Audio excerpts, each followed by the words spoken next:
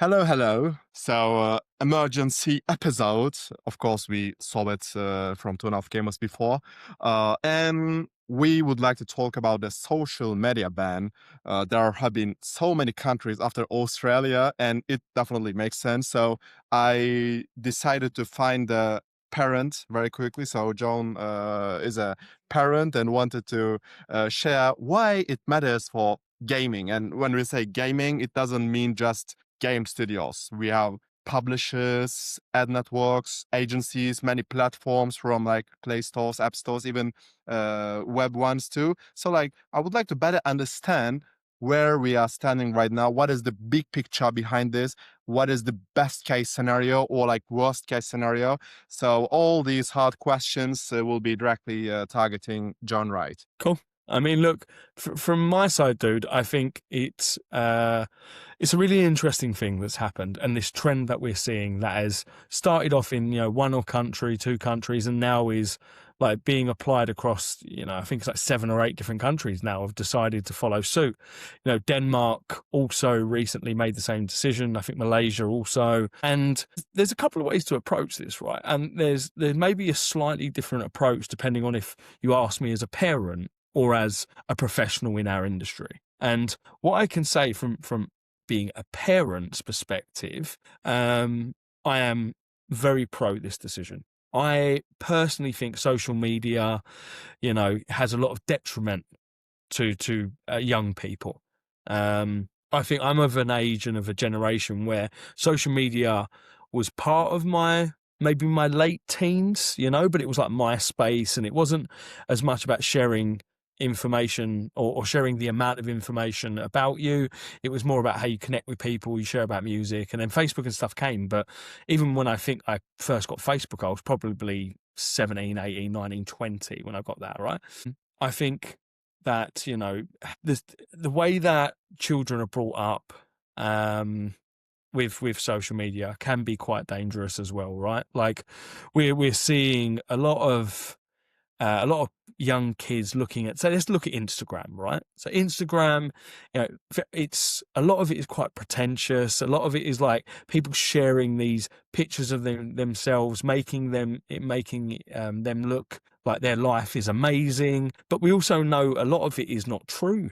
Right? Like we know a lot of it is fake. It's airbrushed. It's AI generated now, and kids are looking at this stuff, not realizing that, and they're thinking that's what I need to do, right, to be happy, to be successful, and stuff like that.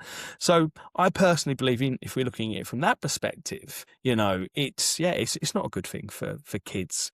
Equally, there's all of the other things around safeguarding. The 12-year-olds are on Instagram, they're posting stuff, and then you've got people messaging them, and I'm not saying that everyone out there is a paedophile, right? But there's people out there who are trying to abuse in some way, right? It could be like by committing fraud, like financial stuff. It could be, again, some weirdo who's looking to talk to a child, or it could be a number of other things. But whilst the social media is about connecting people and stuff like that, there is the dark side of it, right? From the reasons that we just discussed. So I think, children should be children. They shouldn't grow up too quickly.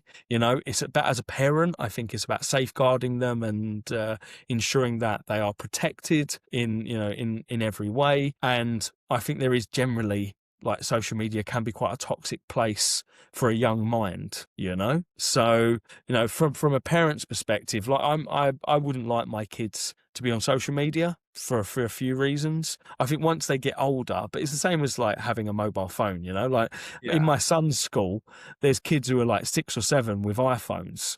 And I'm like, you're not having an iPhone until you're 12. There's no reason you need an iPhone before. So yeah, man, look, from a personal perspective, I think, I just think that this is a good decision. I think there's been a lot of situations where children, and social media has created very bad sort of impacts either on their psychology, on a number of other things. So I'm pro this decision as a parent, basically. But then equally, if we look at this from a professional perspective, right? So we completely disengage John the father, and we talk about John the the gaming CEO. Look, you and I were in Vietnam 2 months ago, and I did a presentation, and one of the things that I spoke about was, we're in the age of the attention economy, and this isn't a new phrase. This has been going for the last couple of years. But we in games are, for the first time, we're not just battling other gaming studios. We're battling other forms of entertainment and social media. And, it's not just about you versus your direct gaming competitor. It's about, okay, how do you gain attention from people? And in this case, children, when they're watching TikTok for 2 hours a day. Or going on Facebook or Instagram, and then obviously Netflix and all of the other stuff as well, because this is all pulled. But so from a professional perspective, I think ultimately, TikTok and some of these other companies, they are hyper optimized, hyper personalized. They're really know how to capture attention, especially on young minds. I think that they fall into that trap of like doom scrolling and everything else. So I think, how does it impact us as an industry? I would say probably if children are not able to access social media, the next thing they're going to do is either play more games or watch more content, i.e. YouTube and YouTube and Netflix and Prime, etc.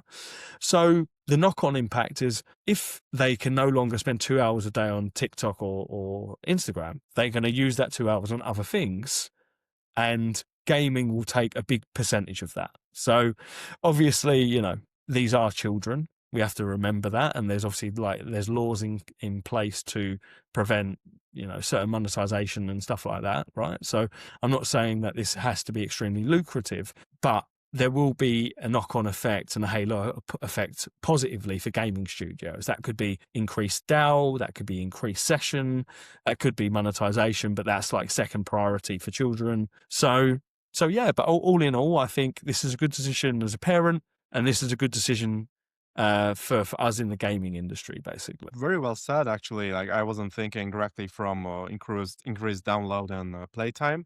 And it's kind of like similar to what we experienced back then for COVID time. Like it went one by one countries and then global. Then gaming saw a like huge boost in the end. So like that's kind of what you mean. And probably like one of the genres would be also kids games or education apps. Probably that can be the next thing too. Yeah, dude, think about it. Let's talk about just education apps, right? Not even games. If kids are no longer allowed to access social platforms, right? And so will that have a direct correlation to education apps or games? For sure. Because they're not spending time over here, so they have to do other things. So yeah, like, maybe, and I would hope, parents would do this, but, maybe we could support and promote more educational apps, or even gamified education apps, right? I'm not saying that the education apps need to be super boring. They could be fun as well. Yeah. And I believe they should be for children. But yeah, I think all of those kind of things would do better without social media. So yeah, not only do I feel like kids would be more protected without it, but equally there's probably more learning opportunities, and they'll focus their time on better areas than just, again, doom scrolling in this example. And that's business investment advice by John Wright. Invest into education apps now, because yes. I'm not giving any investment advice. Don't take that. But no, seriously. It's a good point, man. It's a good point. Thank you very much, John. My pleasure, man.